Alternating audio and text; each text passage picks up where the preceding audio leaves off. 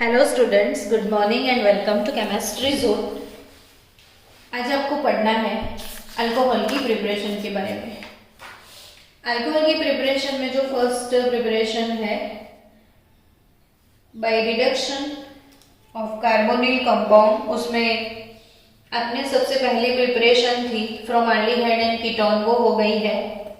दूसरी प्रिपरेशन है alcohol bye Grignard reagent, वो भी हो गया है। तो आज क्या पढ़ने वाले हो आप? तो अब तीसरी preparation by reduction of carboxylic acids and esters. कौन सी प्रिपरेशन आप सीखने वाले हो? बाय रिडक्शन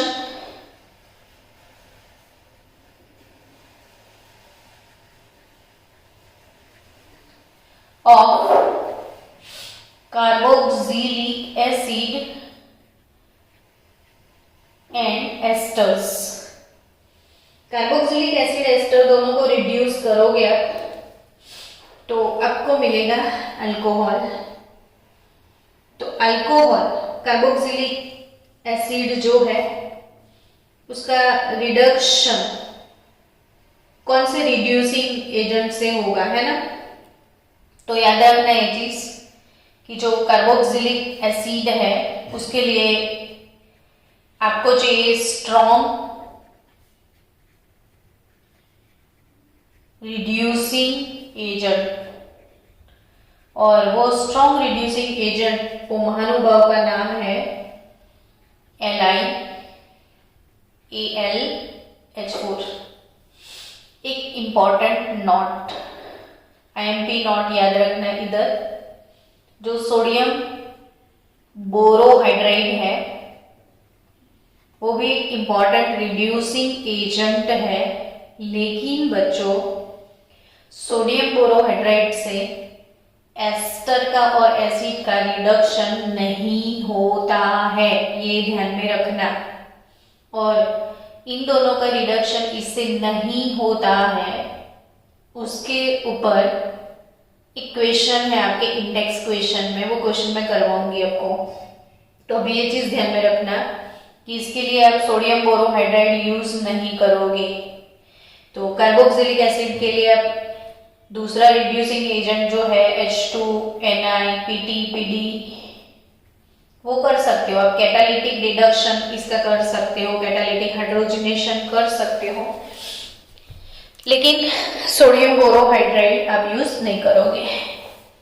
चलो, तो रिडक्शन वैसे भी एवरीडे मैंने एक चीज आपको सिखाई है कि अल्केन ले लिया, ऑक्सीडेशन हो गया, अल्कोहल मिल गया। अल्कोहल प्राइमरी, सेकेंडरी, टर्शरी होते थे। प्राइमरी अल्कोहल से एल्डिहाइड मिलता था, सेकेंडरी अल्कोहल से कीटोन मिलते थे। इन दोनों के ऑक्सीडेशन से कार्बोक्सिलिक एसिड मिलता है। अब आप रिवर्स में जाओ, रिडक्शन करो, तो ऑब्वियसली आपको क्या चाहिए? अल्कोहल ना। तो एल्डिहाइड का रिडक्शन करोगे तो प्राइमरी अल्कोहल, कीटोन का रिडक्शन करोगे तो सेकेंडरी अल्कोहल, एसिड का रिडक्शन करोगे तो भी अल्कोहल ही मिलेगा। तो एसिड और एस्टर जो है वो एसिड से तो बनता है, तो एसिड और एस्टर से भी रिडक्शन से आपको अल्कोहल मिलने वाला है। So if we have carboxylic acid RCOOH, तो general reaction step 1 lithium aluminium hydride आप यूज करोगे। Step 2 H2O। तो फर्स्ट स्टेप में लिथियम एल्यूमिनियम हाइड्राइड के साथ रिएक्शन होने के बाद सेकेंड स्टेप में हाइड्रोलिसिस होगा, तो यू विल गेट COOH से आपको मिल जाएगा CH2OH। तो कार्बोक्सिलिक एसिड से क्या मिलने वाला है आपको? 1 डिग्री अल्कोहल। चलो, तो 3-4 एग्जाम्पल लिखने होते हैं कि भाई HCOOH ले लिया, मिथेनोइक एसिड, CH3COOH ले लिया, इथेनोइक एसिड, बेंजीन की रिंग वाला कोई कंपाउंड ले लो तो रिंग प्लस COOH ले लिया, बेंजोइक एसिड।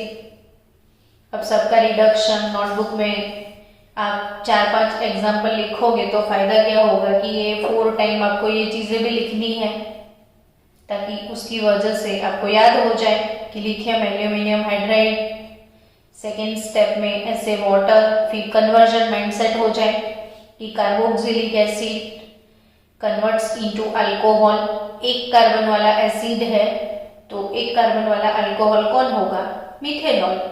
सो मिथेनोइक एसिड से आप मिथेनॉल में आ गए। तो इथेनोइक एसिड यूज करोगे तो किधर आओगे? तो इथेनॉल में।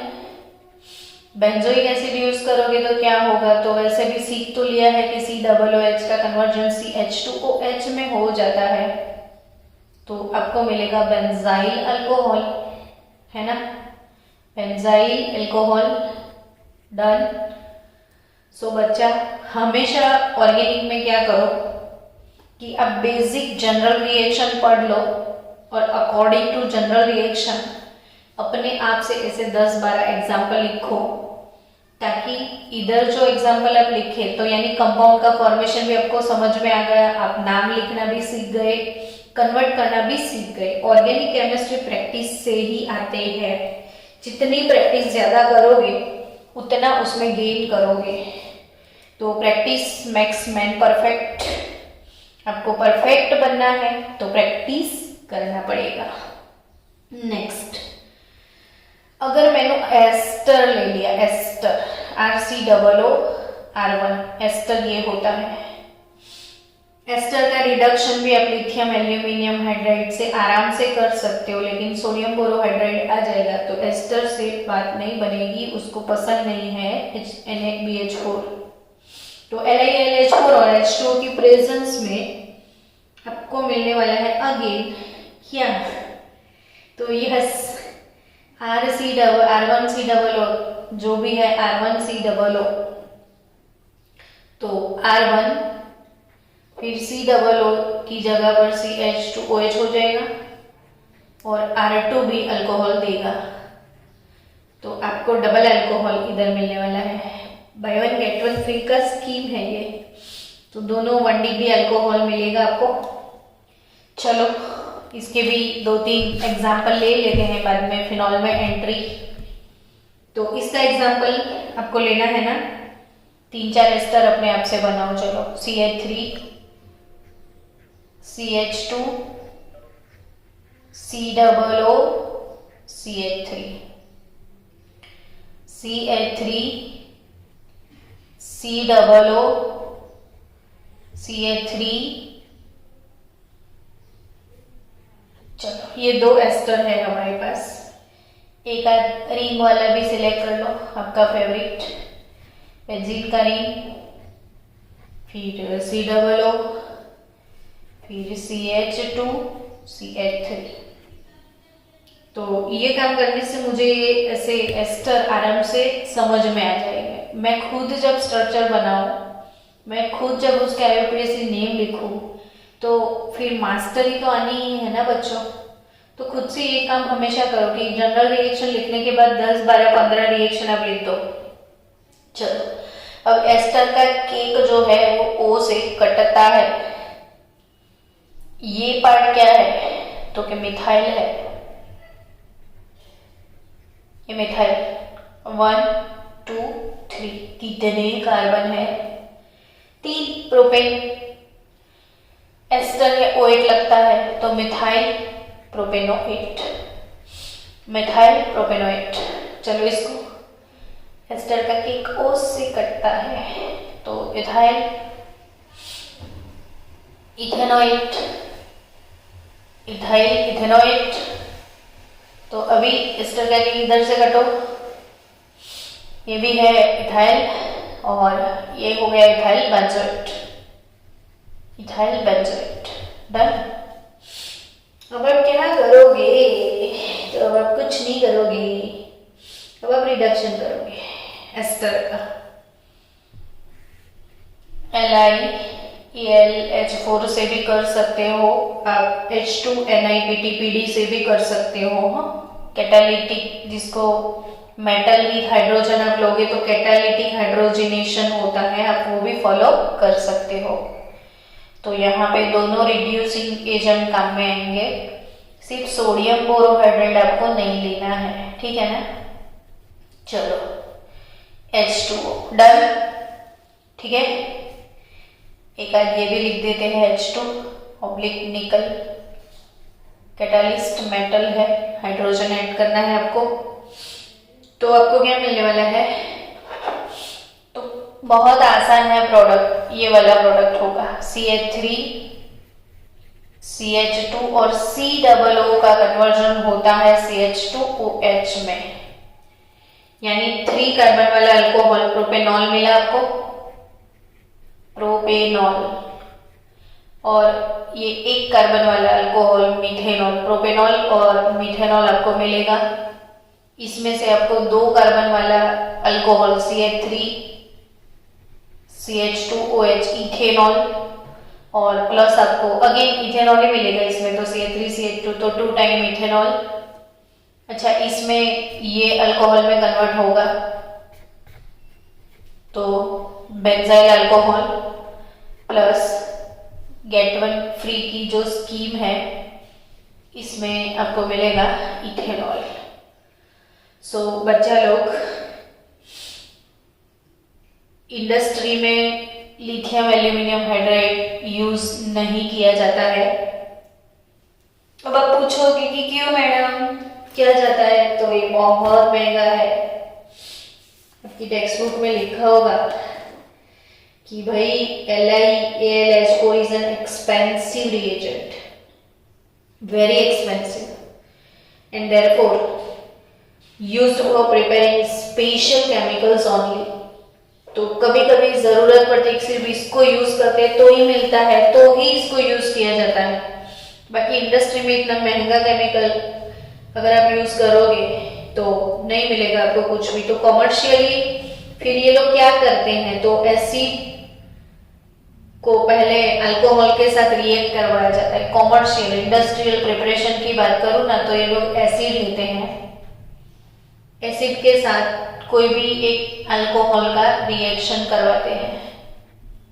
आप दिमाग में सेट कर लेना हाँ बच्चों, एसिड जो है, एसिड और अल्कोहल से एस्टर बनता है, एसिड और अल्कोहल से एस्टर बनता है, और जब एस्टर बनता है तो अल्कोहल का H निकलता है, एसिड का OH निकलता है, तो RCOOR'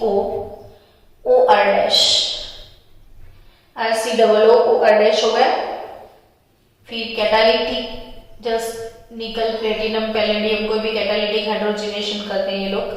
तो आपको ये चीज भी पता है कि O से कटना है आपको, तो COO converts into CH2OH, then जो R' बचता है उसका भी आपको अल्कोहल मिल जाता है। तो एस्टर से जनरली कॉमर्शियली एस्टर बनाते हैं, पहले एसिड और अल्कोहल यूज करके एस्टर बना के फिर इसका रिडक्शन करके वो लोग फिर से दोनों में अल्कोहल बनाते हैं। तो ये हो गया इसका कॉमर्शियल प्रिपरेशन। अब स्टूडेंट्स, नेक्स्ट टॉपिक है अपना preparation of phenols. Be ready for that preparation of phenols. चलो, प्रिपरेशन ऑफ फिनॉल्स। फिनॉल को कैसे बनाया जाता है? फिनॉल से घर में पोछा लगता है, फिनाइल बनता है, पता है ना आपको। तो फिनॉल एसिडिक है और phenol is also known as carbolic acid. Student, आपको याद होगा आपके ही लेक्चर में, हम जब नालंदा स्कूल में थे ना, तो हम लोग कोई एक्सपेरिमेंट 12th में मैं कर रही थी और मैं हाथ में फिनॉल की बॉटल लेके चली गई थी और फिनॉल का बॉटल थोड़ा लीक हो रहा था, तो मुझे पता नहीं था और मेरे हाथ पे फिनॉल लगाया था, तो पूरा हाथ आपने देखा था ना, जला हुआ था। यानी फिनॉल एसिडिक है, बहुत ज्यादा स्ट्रॉन्ग एसिड नहीं है, फिर भी एसिड तो एसिड है। तो फिनॉल को कौन सा एसिड बोलते हैं? तो आप याद रखना, phenol is known as carbolic acid. Phenol का नाम क्या रखा है? Carbolic acid. तो जनरली ऐसे छोटे छोटे क्वेश्चन कहीं पे कार्बोलिक एसिड लिख के भेज दे तो आप कंफ्यूज हो जाओगे, ये तो सुना ही नहीं कभी। तो phenol is known as carbolic acid and was first isolated in the early 19th century from coal-tar। तो सबसे पहले फिनॉल जो है वो कोल्टार से बनाया गया था। It is a coal tar chemical. Now commercially phenol को कैसे बनाया जाता है वो सीखते हैं। सबसे पहले फ्रॉम हेलोएरिन्स। फिनॉल की प्रिपरेशन में सबसे पहली प्रिपरेशन है from haloarenes and actually it is known as Dow process. हमने ये प्रोसेस सीखा हुआ है nucleophilic substitution reactions of haloarene में। डाउ प्रोसेस सीख लिया है तो बहुत ज्यादा टाइम नहीं लगेगा इसमें। क्लोरोबेंजीन ही लेना है। क्लोरोबेंजीन टू फिनॉल आपको मूव ऑन करना है। क्लोरोबेंजीन टू फिनॉल आपको जाना है और क्लोरोबेंजीन से फिनॉल में कैसे जाओगे तो क्लोरोबेंजीन का रिएक्शन होगा NaOH से। NaOH और टेम्परेचर तो हम सीख चुके हैं ना कि nucleophilic substitutions reactions are very difficult for haloarene. So vigorous condition apply करना पड़ता है और विगरस यानी कितना विगरस तो 623 केल्विन टेम्परेचर चाहिए। 300 एटमॉस्फेयर इसको प्रेशर देना पड़ता है तब जाके क्लोरोबेंजीन से मिलता है सोडियम फिनॉक्साइड और फिर Na को हटाने के लिए इसका दुश्मन एसिड को बुलाया जाता है ताकि Na को ले जाता है Cl और तब जाके मिलता है फिनॉल। ये प्रोसेस इंडस्ट्री वालों को ज्यादा पसंद नहीं है। कैसे पसंद होगा? इतना सारा टेम्परेचर, इतना सारा प्रेशर और इतनी मेहनत करने के बाद भी फायदा नहीं होता। क्यों बताएं? ये बीच में जो है ना सोडियम फिनॉक्साइड ये पूरा काम खराब कर देता है। सोडियम फिनॉक्साइड को आगे रिएक्शन में पार्टिसिपेट करना है, इसकी बजाय इससे उल्टा चिपकता है। तो ये क्लोरोबेंजीन के साथ रिएक्ट करके बीच में जो नहीं चाहिए वो प्रोडक्ट देता है।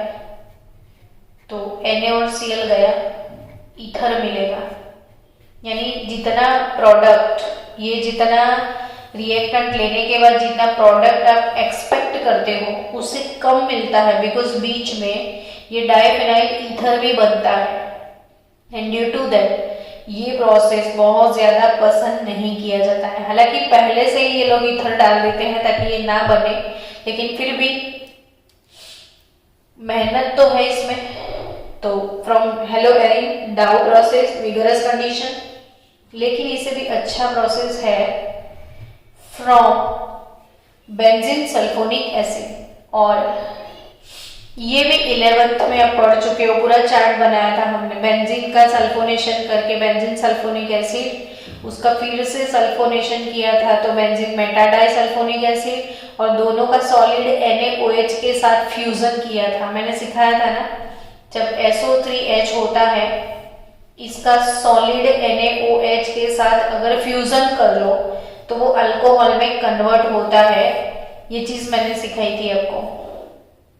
और हमने बेंजीन टू फिनॉल और बेंजीन टू रिसोर्सिनॉल ये कन्वर्जन सीखे थे 11th में। वही है वो same reaction.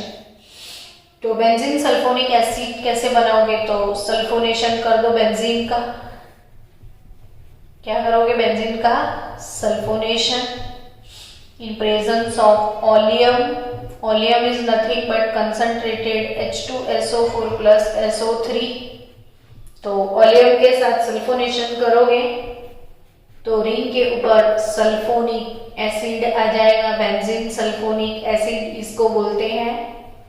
Benzene sulphonic acid का फिर से NaOH के साथ फ्यूजन करना है। वो फ्यूजन मेल्टिंग करोगे आप। सॉलिड NaOH ले लो, दोनों को पिघालना है यानी मेल्ट करना है, फ्यूजन करना है। नेक्स्ट स्टेप में एसिड डाल दो तो यू विल गेट फिनॉल। तो ये second process from benzene sulphonic acid, second process from benzene sulphonic acid done बच्चों। चलो थर्ड प्रोसेस की बात करें तो थर्ड प्रोसेस वो भी आपने सीखा हुआ है, सारी प्रिपरेशन आपको पहले से ही पता है, नया कुछ भी नहीं है कि प्रोसेस इसमें नया है। लास्ट वाला ये थर्ड जो है ये भी आप सेंडमेयर पढ़ चुके हो ना, सेंडमेयर, तो वही सेंडमेयर वाला from diazonium salt, from diazonium salt.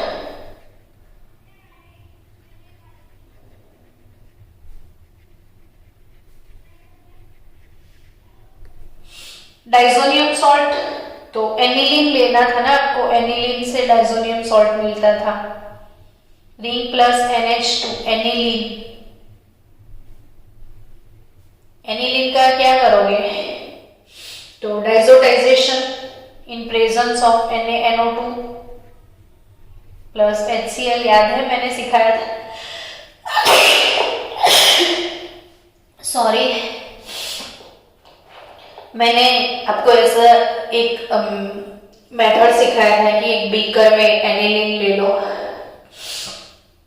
Aniline जो है डार्क ब्राउन कलर का लिक्विड है और उसमें HCl डाल दो क्योंकि ये बेस है, तो एसिड डाल दो तो एक सॉल्ट बनेगा, फिर मतलब HCl में एनिलीन डिसॉल्व हो जाएगा। उसके बाद आइस क्यूब यानी टेम्परेचर बहुत डाउन रखना होता है, यहाँ पे आइस बाथ में इसको रखना होता है 273 टू 278 केल्विन टेम्परेचर पे, और फिर आपको डाइजोटाइजेशन यानी एक सॉल्ट मिलता है, NaNO2 पाउडर डाल के मिक्स करना होता है। बस बीकर लो, इसमें एनिलीन लो, इसमें HCl डाल दो, एनिलीन HCl में डिसॉल्व होने के बाद धीरे धीरे NaNO2 पाउडर इसमें डालो और आजू बाजू आइस क्यूब रख दो ताकि 0 से 5 डिग्री सेल्सियस जितना टेम्परेचर मेंटेन हो जाए, और ring plus N2 plus plus Cl minus, ये है benzene diazonium chloride, benzene diazonium chloride. और नेक्स्ट स्टेप में कुछ न करना है आपको, सिर्फ और सिर्फ पानी डालना है, H2O डाल दो, जस्ट वार्म वाटर डालने से ही इसका हाइड्रोलिसिस हो जाएगा तो सीधा आपको मिलेगा फिनॉल। तो third process from diazonium salt. और लास्ट जो कि आप पहले नहीं पढ़ चुके हो, और most of the world wide production of phenol is from cumene. पूरी दुनिया में फिनॉल ज्यादातर क्यूमीन प्रोसेस से बनता है। प्रोसेस का नाम है क्यूमीन प्रोसेस। अब ये क्यूमीन क्या है, तो क्यूमीन एक कंपाउंड का नाम है। आइसोप्रोपाइल ग्रुप आपको लिखना आता है ना, ये वाले ग्रुप को हम क्या बोलते हैं, आइसोप्रोपाइल ग्रुप। ये है आइसोप्रोपाइल ग्रुप, ठीक है ना, आइसोप्रोपाइल ग्रुप डन। चलो अब ये आइसोप्रोपाइल ग्रुप जो भी है CH3 CH3 और ये बेंजीन की रिंग पे अगर है आइसोप्रोपाइल ग्रुप तो ये है क्यूमीन।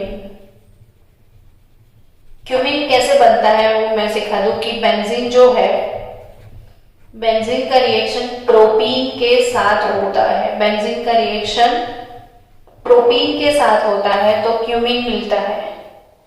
ये वाला कार्बन बेंजीन की रिंग से अटैच हो जाता है तो ये एडिशन है सिंपली, तो बेंजीन का रिंग इधर अटैच होता है तो ये आइसोप्रोपाइल बेंजीन क्यूमीन मिलता है। क्यूमीन का रिएक्शन ऑक्सीजन गैस के साथ करना है, इसमें हवा डालना है, सिर्फ हवा। तो हवा कैसे डालोगे, इसको हवा खिलाओ। मिथाइल आइसोप्रोपाइल तो है और सी और एच के बीच में ऐसे हवा खिला दो इसको, सी और एच के बीच में ओ डाल दो, हो गया क्यूमीन हाइड्रोपेरोक्साइड। ये है क्यूमीन हाइड्रो पेरोक्साइड।